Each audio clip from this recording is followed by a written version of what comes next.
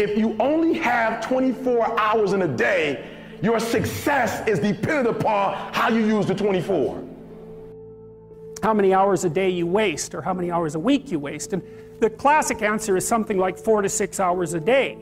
And so if your life isn't everything it could be, you could ask yourself, well, what would happen if you just stopped wasting the opportunities that are in front of you? You'd be who knows how much more efficient. 10 times more efficient. 20 times more efficient. That's the Pareto distribution. You have no idea how efficient people get. It's off the charts. So I just want to show you something. When I was broke, if you look at my schedule, you'll see that I woke up whenever I felt like waking up. That's what you'll see first. Now, I told you before, if you watch my videos, I studied the top millionaires in the world, and I discovered that they all wake up at 3:30 in the morning. Right? But watch this, 3:30. I started thinking, and I'm like, wow, if they're getting up at 3:30, and everybody else is getting up at 8 and 8:30, the reason why they're successful is not because they're smart, but the reason why they're successful is they just got a 5-hour jump on the world. So I started first at 7 o'clock, and then I played a trick on life. I started getting up at 7 o'clock in the morning, and then you know how the time changes? Well, I pretend like it was still the same time when it went back. And I started getting up at 6. And then the year after that, when the time went back again, I just pretend like it was the same time, and I started getting up at 5.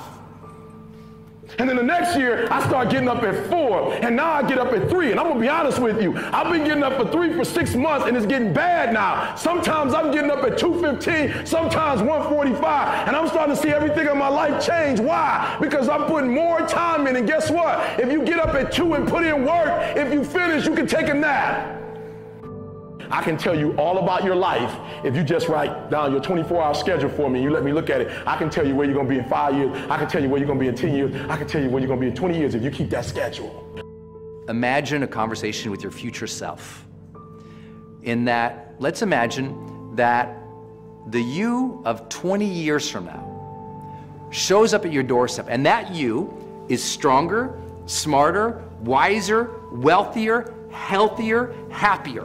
And that you shows up at your door, and it looks at your life, looks at where you live, what you do for a career, what you're giving, how you're showing up, how you're treating other people, what you're after in life. So the you of the future looks at your whole life in totality today, and it looks you in the eye, and if that future you was going to give you advice on what to stop, what to start, on what a more courageous action would be, what's the first thing they would tell you to be or do to be more courageous? Look, everyone has a problem with time, but the day has 24 hours and we sleep 6. Now I know there's some out there that say, whoa, I need 8. Well, I say just sleep a little faster, because the bottom line is we have 6 hours of sleep, 24 hours are available, so you have 18 hours now available to your work, your family, your hobbies, and also to learn something new or to do something new, which could easily be that you want to learn a new language, or that you want to read as a New Year's resolution, I have to read a book every week, or you say, I'm gonna go and reshape my body. So you're gonna go and take this hour out of your schedule and say, I'm gonna train an hour every day.